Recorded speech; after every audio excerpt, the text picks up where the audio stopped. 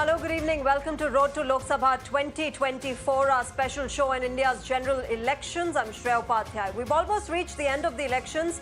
The last phase 7 is all set to take place on the 1st of June with some crucial battles playing out on 57 seats across 7 states and 1 union territory. Political parties are making their last pitches. We discuss this and the issues that concern voters with our panel of guests. But before that, let's quickly get you an overall picture of phase 7 of the Lok Sabha election. Remember, it's the last phase, an important phase which will see 7 states and 1 union territory going and voting. Let's quickly get those up. Uttar Pradesh, 13 remaining seats going to polls in phase 7 of the Lok Sabha elections. Apart from that, Punjab, important state, all 13 seats going to polls in phase 7 of the Lok Sabha elections this time around. West Bengal, the 9 remaining seats also go to polls in this phase. Apart from these 3 states, Bihar has 8 seats, important seats there as well, and crucial political battles playing out there, remember, with important issues at play. Odisha, with its 6 seats, also going to polls in phase 7. Apart from that, the 3 remaining seats of Jharkhand also voting on the 1st of June in the last phase of the Lok Sabha elections. Himachal Pradesh, all 4 seats going to polls in phase 7. Apart from them, these are the states. Apart from that, of course, Chandigarh also going to polls in phase 7 of the Lok Sabha elections. Let's quickly begin with Punjab and get you the key issues in that state. Remember, a political fight, 4-cornered political fight is what we'll see in Punjab. But before that, let's quickly get you the unresolved farmer crisis. That's one of the key issues that will play out in Punjab. A major issue, in fact, last elections, whether or not it still has an impact, we'll have to see. Demands for MSP and rural debt by the farmers remains an issue in the state of Punjab. Apart from the farmer issues, the agrarian crisis, the drug abuse crisis also remains an important concern in the state of Punjab. Very, very important. And it's been going on for decades. The BSF state face-off over security also is a concern that is there in the state of Punjab. Apart from this, the revival of separatist sentiments. Remember, Khalistan, the issue of Khalistan and Khalistani terrorists still remains a big issue, remains a national security issue, not just an issue that pertains to Punjab. The closure of the India-Pakistan trade route also remains a big concern for the people of the state. These by far are the key issues. Adding to that is the power and water crisis. These 2 challenges that remain a big concern, especially during this time, the heat wave that northern India is seeing. Power and water woes are something that the people of Punjab have been very, very concerned about. These remain the key issues in Punjab. And of course, there are crucial political fights that will be panning out in Punjab. Let's talk more about Punjab with my guests on the show. Tushar Gupta, political analyst; Rashid Kidwai, senior journalist; Pratim Ranjan Bose, senior journalist and columnist; and Piyush Tawar, research head, ETG. They're all joining me on the show this evening. Welcome to all of you. Good evening. Tushar, let me start with you. Punjab remains a 4-cornered political battle between the BJP, Congress, Aam Aadmi Party and Shiromani Akali Dal. How do you see this really playing out, considering the kind of major issues like farmer issues and the agrarian crisis that we've seen in the past? Look, the politics of Punjab has changed a lot since 2019. The Shiromani Akali Dal is no longer with the BJP. The BJP is going alone. But the Congress is also a very different party. Now, Captain Amarinder Singh is no longer with the Congress. In fact, his wife is continuing to contest from Patiala as she's the sitting MP, Praneet Kaur. So she's now fighting on a BJP ticket. So Neil Chakar is now with the BJP, who was a big Hindu leader in Punjab. We look at the Aam Aadmi Party, they are now a significant player in the state. So it's a 4-way contest. But even in this 4-way contest, the dynamics are very, very different from the 2022 election, the state election, or the 2019 Lok Sabha election. However, what makes this 4-way corner fight interesting is now it will become more about the candidates, the kind of connect the voters have with the candidates. In Patala, Praneet Kaur obviously has a better chance of winning. In Ludhiana, there have been some imports by the BJP. In Jalandhar, there has been the sitting up MP who moved to the BJP. So all in all, in Punjab, it will be a four-cornered contest which will benefit absolutely no one. And that is where it becomes important that who your candidate is. And that is why you saw BJP being very, very serious about the candidates. How do I look at the prospects of the BJP? It's very hard to say. But nevertheless, they should be able to retrieve at least those seats like Ludhiana, Jalandhar, Gurdaspur, even Patiala for that matter. 4 of the 13 seats, the BJP is in a position to win. But since it's a four-way contest, a very small margin can make things here and there. So it's very hard to say, but it's a very unique state going to polls this time. Okay, Rashid Kidwai, Aam Aadmi Party is of course going to be looking at sustaining in Punjab, Punjab being just another state after Delhi that Aam Aadmi Party is governing currently. But the kind of infighting and the kind of fights that Aam Aadmi Party and Congress have been having, do you think that's going to have an impact this time around?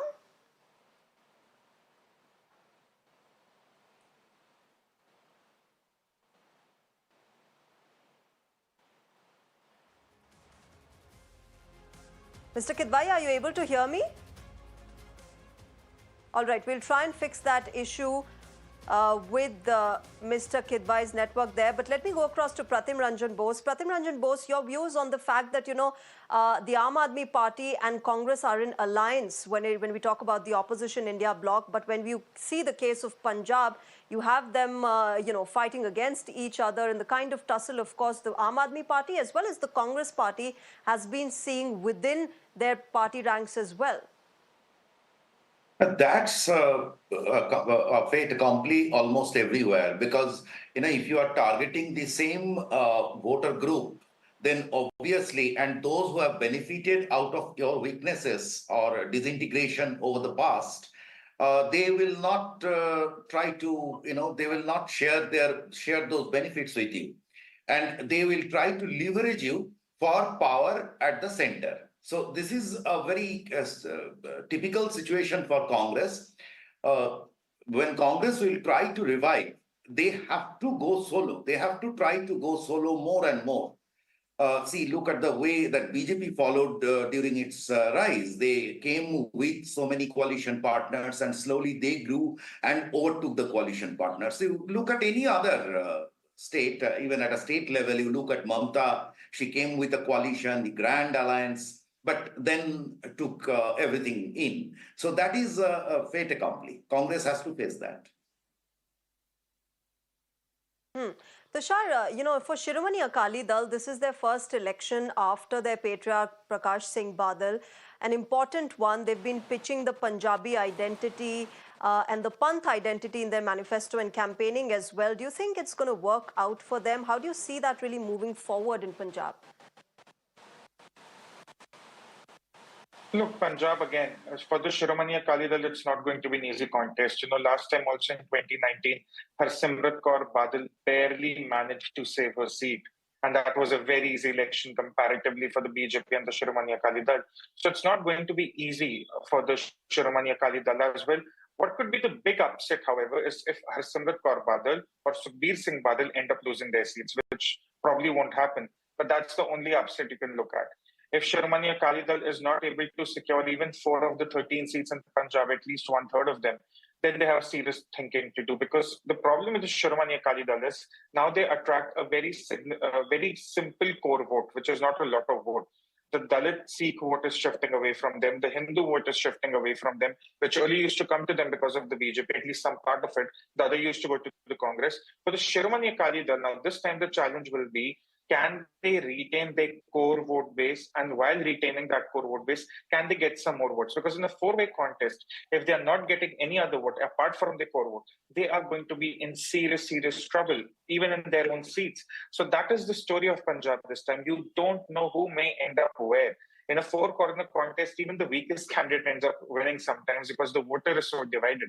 And one thing that is bugging everyone, especially the voters on the ground in Haryana, in Chandigarh, in Delhi, is that why would the Aam Aadmi Party and the Congress not enter into an alliance? A three-way contest where the AAP and the Congress would have fought together against Shiromani Akali Dal and the BJP would have benefited the AAP and the Congress. But the Aam Aadmi Party and Congress also go in different ways in Punjab. It will hamper their prospects also. Together they could have managed 6 seats, 7 seats each. Now they'll have to contest with the BJP. And mind you, BJP, what works for the BJP this time in Punjab, and that's the only thing, is now that the memories of that entire farmer protest are no longer that fresh. Since you started the show with that question, the anger on the farm issues is not that much. People understand that the farming in Punjab needs to evolve. It can not only be an MSP dependent system, it has to evolve, and the government has to come in at some point.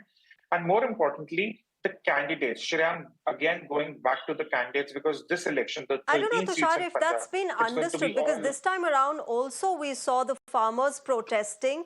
Perhaps, that the impact of it might have weakened, but that concern still persists among farmers in Punjab. Pratim Ranjan Bose, I'd like you to come in on this. The farmers still having those concerns which they had long back, perhaps that impact is not being seen so much on ground this time around, but they have been protesting. The Kisan unions did come, they did protest, they blocked the railway tracks. All of that did happen this time around as well.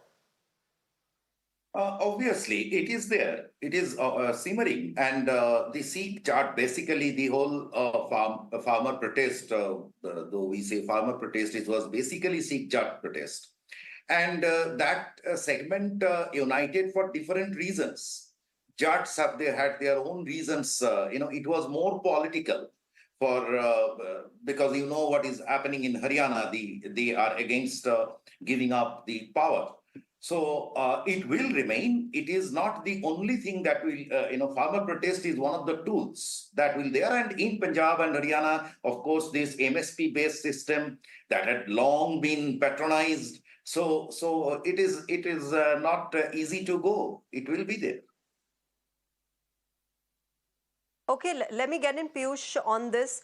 Piyush, when we talk about issues, and here we're talking about the farmers' concerns, the farmers' protests that have happened, this time around, have they seen much of an impact among voters on ground in Punjab? Apart from farmers' issues, you also have the drug abuse crisis that Punjab grapples with. In terms of issues, what are we looking at really this time?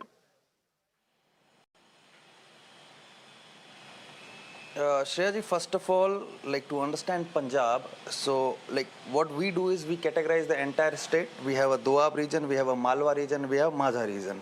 So mostly the farmer issues were concentrated in Malwa region because that is called as Jamindari belt. And also in terms of voter turnout, so what we see is the Sikh voter and a non-Sikh voter, to understand what's the political scenario there and how the voter will turn out towards which party. So now in Punjab, what we have seen, it's there are four parties, a four-corner contest, and what we have seen on the ground, as you have mentioned, the farmer issue, yes, it is there, but not seen. The impact is lowered now. We don't see that much impact. The separatism impact, not much. So if you if I want to give an example, see, when 2019 election, what we have seen in Punjab, Congress got 8 Lok Sabha seats. Congress won 8 seats, BJP 2, Akali 2, and AAP 1. But when in 2022 assembly election, Congress was totally swept out by the Aam Aadmi Party, because when I was on the ground, what we have seen, ke badlav chahiye. They have seen Aam Aadmi Party as a hope. But now I can clearly see on the ground, and also it reflects in the data, that they feel cheated by the Aam Aadmi Party. See, I'm not saying it's a word from the people. They say कि भाई इससे अच्छा तो कांग्रेस ही था, because now what they say on the ground, that drug abuse on rampant and corruption is on rampant. Corruption is a major issue in the Punjab, and mostly the bureaucracy and the MLAs were involved in that. That's on the ground. That's a narrative on the ground. Yes. Okay. Tushar, as per Piyush, of course, interesting find there, interesting research that they've done, the fact that there is perhaps some sort of anti-incumbency against the AAP government in Punjab. There is some sort of disillusionment as well. Well, it will have to show. Look, it's still just about 2 years since the Aam Aadmi Party has taken over. Needless to say, the law and order has gone for a toss. The financial status of Punjab has gone for a toss. Arvind Kejriwal likes to go around town claiming that free electricity in Punjab is a revolution, but it's not. The state is in dire need of raising revenues, raising its tax base, raising its tax coverage. It's not happening. So my worry is that the anti-incumbency against the Aam Aadmi Party is beginning to show. However, we still have to look. 2 years is a very less time for the voter anger to build. Again, can Aam Aadmi Party collaborate with the Congress for a strategic vote transfer? Clearly, that's also not on the cards because Arvind Kejriwal has been very vocal in his interview saying that we do not want to ally with the Congress. Bhagwant Mann himself has been very critical of the Congress party. Charanjit Singh Channi, who was the former chief minister, has been critical of the AAP. So, the perception amongst people is that Aam Aadmi Party and Congress are unable to work together. They want to build a government in the center. There they cannot work together. Aam Aadmi Party in Punjab hasn't been able to do anything different to raise employment, increase industrialization. That they cannot help. They see Arvind Kejriwal is in jail on corruption charges. They see what Raghav Chadda was doing while he was interfering with Bhagwant Mann's administration. So there are a lot of factors which work against AAP. The only thing that can work for the AAP is it's just been 2 years. So people may not want to be that harsh. What works for the BJP is that they can sort of galvanize this anger into some sort of vote. You spoke about the farm issue also. One thing we need to understand, the Jat-Sikh vote is anyway with the Shiromani Akali Dal. It's not going to come to the BJP anyway. It has never come to the BJP. So that vote is anyway not coming to the BJP. So the anger may be there, may not be there. That doesn't work for the BJP. What BJP would want is some of the core Hindu vote to come to them because 45 to 50% of the population in Punjab is Hindu. Can the BJP extract some vote from there? That's the big question they'll be asking in Amritsar, where Taranjeet Singh Sandhu is fighting. Let me take this to Piyush. Piyush, has BJP been able to impact the Hindu vote in Punjab? Have they been able to tap into that segment? Definitely. So what you see is making a force and but what I feel is BJP is in a good contest on 4 to 5 seats. And it might go up, but 4 to 5 seats, they're in good contest. And especially because of the Hindu voters. I won't say Hindu voters are like Sikh and non-Sikh voters, including Muslims, which are like almost no presence. So it's like Sikh versus non-Sikh. BJP is able to consolidate non-Sikh voters. And I would say seats like Gurdaspur and then Hoshiarpur, then you have Ludhiana, then you have Patiala, then you have Jalandhar. These are on good fight. BJP might gain or might not. I won't say right now I won't reveal. Okay. Okay, let me also quickly talk about Chandigarh. Pratim Ranjan Bose, if Punjab has seen AAP versus Congress, Chandigarh has seen BJP versus AAP, especially in the mayoral polls that we saw that whole tussle playing out. How much of that is being seen by people and, being a concern there when they go out to vote? This is a difficult question. One way, generally it should not. But very honestly, I have a little, touch with Chandigarh, or haven't really explored that issue. That to what extent it can do. Okay. Let me then ask Tushar. Tushar, AAP versus BJP playing out in Chandigarh, the mayoral poll tussle. Yeah, I'm sure on this as to how people are really viewing this tussle. Finally you had the returning officer being accused, being pulled up by the court as well. People have been seeing all of that tussle playing out. Just a fun fact, I am from Chandigarh and that is where I will be voting come this weekend. So Chandigarh is a very interesting case scenario because one, you have a Congress stalwart fighting on behalf of the Congress and up there they still have an alliance together. But interestingly, when Manish Tiwari was given the ticket from Congress, a lot of cadre of the Congress had shown its resentment. They had resigned. And they were with Pawan Kumar Bansal, who was the former MP from Chandigarh between 2004 and 2014. He lost the 2014 election. So for Manish Tiwari, it was all about getting the AAP cadre together and running a campaign. Now, the problem is Manish Tiwari has come from the adjacent constituency of Anandpur side. That's a baggage he carries, that he's a constituency hopper.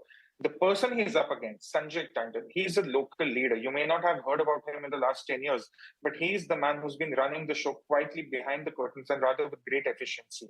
He's well known in Himachal, in Punjab, in Haryana, even in Delhi to a certain extent, and in Chandigarh. In Chandigarh, he has a local connect with a lot of families because his politics goes back decades.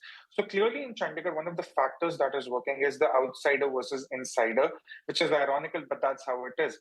Number two, The people see the national factor as well. They see Modi, they see the Prime Minister, they see the leadership. Manish Tiwari is going house to house and trying to make it a hyper-local campaign, but that's not really working for him because every time he tries to localize the campaign, people ask him one simple question. You are not from here. You are from Anandpur Sahib. You wanted to fight Ludhiana. And you were making all these sorts of claims. Sanjay Tandon, however, offers a very credible face.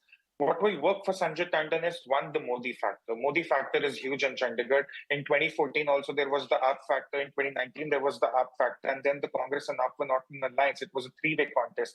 And yet the BJP's candidate came up with flying colors with over 50% of the vote share. So the Modi factors works every time in the Lok Sabha elections. Mind you, this is also one of those constituencies which votes only once in 5 years. There's no state assembly election here. So every time they vote, they're looking at the national factor. So Modi factor becomes, of course, very, very huge here. And I think that is what Sanjay Tandon will have an edge with, his own local connect, the national factor. And I think he should be registered Tushar, very, Tushar very also help comfortable. me understand, since you are from Chandigarh, very briefly, when you see it from the outside, Chandigarh seems like a very organized, full of infrastructure, doesn't need much there, kind of a city. But what are the issues that really plague people of Chandigarh? Look, at the end, you have to understand Chandigarh is a very, very small city. It's just 110 square kilometers in terms of UT. So if you look at the vicinity of Chandigarh, a lot of villages are there. There's a lot of small villages. We are not talking about villages as big as they are in, say, Uttar Pradesh or Bihar. So you need the basic necessities there. You need the welfare programs to run properly there. And that has been happening within the urban area, within the sectors, so as to say. You need the infrastructure to be maintained. That's the biggest challenge for any MP in Chandigarh, that they need to ensure that things need to be in status quo, that it only gets better. It doesn't get depleted. The maintenance is there, the cleanliness is there, the organization is there, and more employment opportunities are created. It's always seen or heard that people say that Chandigarh is not big on services, but Chandigarh as a city is big on education in terms of economy, in terms of healthcare. So these factors are there, but what the voters of Chandigarh really want is someone who can get the basic needs done properly, maintain the city, maintain the status quo, and work with the central government. And that is again where Sanjay Tandon has a very, very clear advantage. Okay, talking about basic needs, let me shift our focus now to Bihar and Uttar Pradesh. And let's start with Bihar. Piyush, talking about issues with the constituencies that are going to polls in phase 7 from Bihar. Important issues remain there as well, apart from, of course, the crucial political battles that will be played out in seats such as Patna Sahib and Patliputra and all of that. But before that, I want to talk about the issues there and what you have found out really, are the concerns of the voters. Employment, I know, remains one big issue.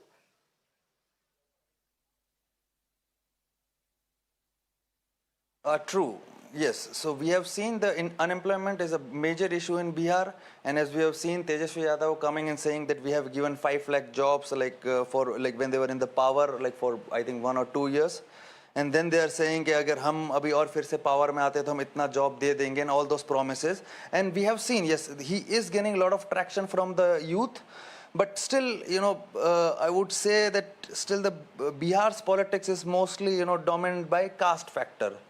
So we have seen, in my previous as a discussion, I have said the Bihar is totally dominated by caste, and we have seen the MY factor, Muslim and Yadav, and they have also tried to shed their image as a Muslim Yadav, and they have said that we are like my Bap image, Muslim Yadav, then it's like Bahujan, Agadi, and then they said we'll include women's, that Adi Abadi, and then Pichhada.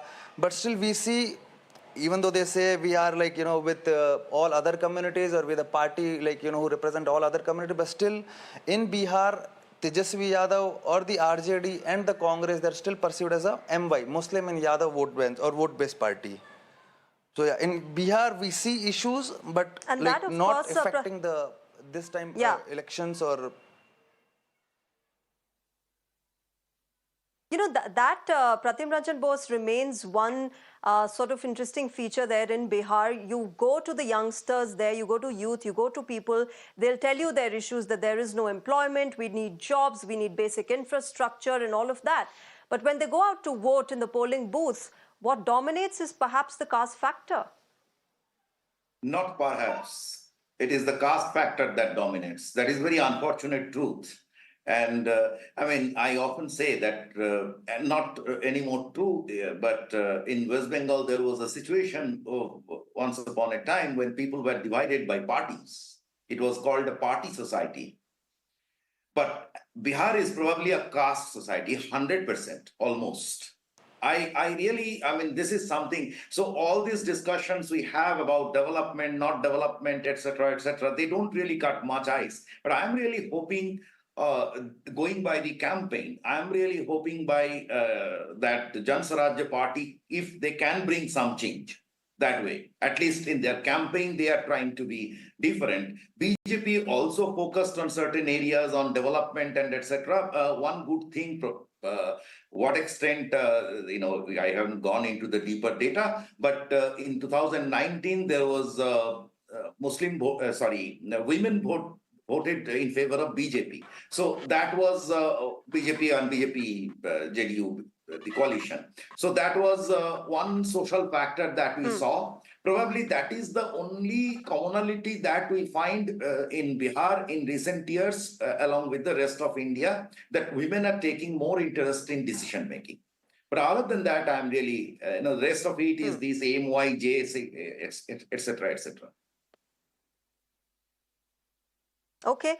Tushar, talking about the political battles on the seats that are going to polls in phase 7, Patliputra remains an interesting battle. You've got Meesa Bharti, who lost in the previous elections by a thin margin, versus BJP's Ram Kripal Yadav, who's of course aiming for a hat-trick this time around. How do you see that really panning out? Is this question for me? Yes, Tushar.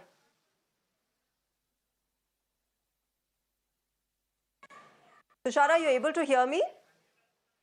Okay. See, in Bihar, again, I think I agree with Pratim Ranjan Bose rather reluctantly, but he's right. The caste factor dominates. So if Meesa Bharti is standing, of course, the caste factor becomes very, very dominant. But in Bihar, something interesting is happening, and the first signs of it were shown in 2020 assembly elections. The women are now voting for welfare and not for caste. That is where, again, the Modi welfare program there becomes a big factor as to how women will vote. You look at PM Awas Yojana, you look at Jal Jeevan Mission, Ujjwala Yojana. When we mapped the entire data on a household level, you realize that Bihar has been the biggest beneficiary of all the welfare schemes of the Prime Minister, even the Jal Jeevan Mission, which started after the 2019 elections. So in Bihar, you can actually factor in the caste aspect, which will matter to a certain extent. But if you're talking about the margins are going to be decided by the women voter, and the women voter are rock solid behind the Prime Minister. We saw it in 2020 in Bihar. We saw it in 2020 in 2022 in Uttar Pradesh. We've seen it in Madhya Pradesh. We are seeing it now also. When you look at the margins in Bihar, it's going to be the women voter. I think that will be the story of this election, this phase also, because all the seats you're looking at, all of them were swept by the JDU and the BJP. So the caste factor may dent into the BJP vote a bit in some seats, say the Meesa Bharti seat. But when I'm looking at the margins, I'm just focused on the women voters. And do you think that, and we've talked about it in the past as well, the Palturam factor that plays out in Bihar this time around, too, in phase 7, do you think that's going to have some sort of influence? Well, see, the Palturam factor, I think we discussed it on your show, Shreya, just a week back. And again, I have the same theory that any anger against the JDU will only shift towards the BJP. So if there is anger against the JDU, be it this year or the next year's assembly elections, it's going to benefit the BJP. I don't think the core voter of the JDU is making up their mind to vote for the RJD or even for the Congress or AIM or any other party. So the BJP also understands that there is a certain degree of anger. In fact, many of the BJP supporters and observers and journalists was rather surprised when BJP just sort of were happy with 17 seats in the coalition equation. But any anger against JDU won. The Modi factor will help dilute it. But even if the anger doesn't convert into votes for the JDU, those voters will shift towards the BJP. Now, the only problem is in the seats where the JDU is contesting, not the LJP or the BJP, but JDU is contesting. One can only hope for the BJP that the anger is not that much that the voter either doesn't come out to vote, is demotivated to vote, or the RJD factor becomes a little strong. That would be the only worry for the BJP. But I think JDU's litmus test is now. Is JDU still relevant in the Bihar political game? I think this election will be the litmus test for that before the big assembly election next year.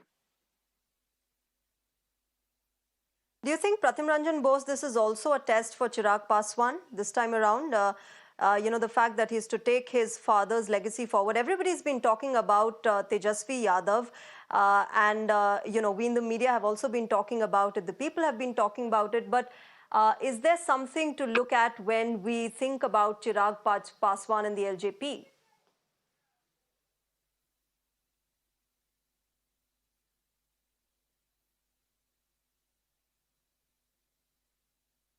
Okay.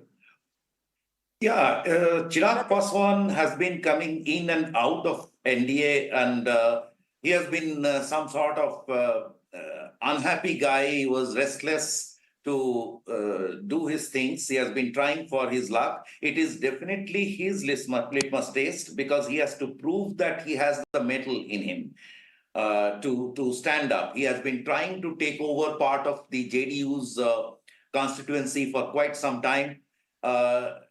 But it hasn't worked out well so far. There is a reason why BJP couldn't trust on him after Nitish Kumar went for RJD a couple of years ago. So this is a fact. All right, let me shift our focus now to Uttar Pradesh. Tushar, Uttar Pradesh, of course, is going to polls on the remaining seats that are there in phase 7. But, talking about the alliance that has happened between Samajwadi Party and Congress, how is that being really viewed on ground? No, I don't think the alliance will have really any big impact on the BJP. Even if you look at the last time, the vote share in percentage points jumped for the BJP. There was an increase. It wasn't like the Samajwadi Party or the Congress could really get anything out of them. One thing we need to understand also, Shreya, is that Congress is no longer a player in Uttar Pradesh. Barring one seat of Rai Bareli, we need to start acknowledging the fact that this could well be the Lok Sabha election where the Congress is reduced to an absolute zero in the state of Uttar Pradesh. So that leaves the BJP competing with the BSP, which is seemingly like a friendly contest, or the Samajwadi Party, or the other smaller parties. Congress is no longer a factor. So if you're looking at the NY factor in certain seats, that is where Samajwadi versus BJP becomes a fight. But if you're looking at the Congress versus the BJP angle, I think beyond Rai Bareli, that is nowhere. What Congress has done to Uttar Pradesh, the whole confusion of Rai Bareli and Amethi, will Rahul fight, will he not fight, using the state as a second fiddle after Kerala's Wayanad. I think Congress's story in Uttar Pradesh is pretty much over. On June 4th, I hope we have an opportunity to talk about it. We should especially focus at how the entire political decimation of the Congress has started since the 90s, since the Ram Mandir movement, after the overturning of the Shah Bano judgment. So I think Congress and Uttar Pradesh is a story in itself. It was unfolding for the last 3 decades. 2024 could be the climax. Pratim Ranjan Bose, do you resonate with that, number one? And number two, the fact that the Prime Minister has been campaigning in Uttar Pradesh, his constituency is one of the most crucial battles that's going to be playing out in phase 7. Varanasi, the constituency, of course, he's been winning and he's going to look for another term from there. How do you see this really playing out in phase 7? I hope you are asking me, right? Yes, Mr. Bose. Hello. Are you able to hear me, Mr. Bose? Yeah, I can hear you now. So, I let me start by agreeing partly with Tushar that Congress see the same story as in Punjab, where Punjab AAP is not giving space to AAP is not ready to join hands with the Congress for the reason that if they are sharing or targeting the same constituency. Similarly, look at the problem in Uttar Pradesh. If Congress has to become stronger in Uttar Pradesh, it is SP that has to be weaker. Clearly. Will SP leave that space out for Congress? No. Back to BJP's case, I see BJP will surely do well this year, and they are expecting to increase their tally by a couple of seats. There is only one factor that is remaining, there is probably lack of opposition in Uttar Pradesh, and for India's largest state, the opposition is not practically not there. So that is creating a void, which might work against BJP at some point of time. This is my concern. But for this vote, they have no concern. They are going to add a good number of seats. So you don't think the Congress-SP alliance is having much of an impact as an opposition there in the state? It is, see, at this very moment, the Modi-Jogi factor has taken over. Uttar Pradesh is one state where the double-engine Sarkar has proved beyond doubt. So at this moment, it is not going to work, except in certain pockets. So BJP is going to have a complete run over. Okay. All right.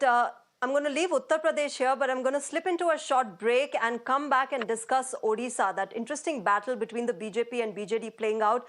Do stay tuned to Mirror Now.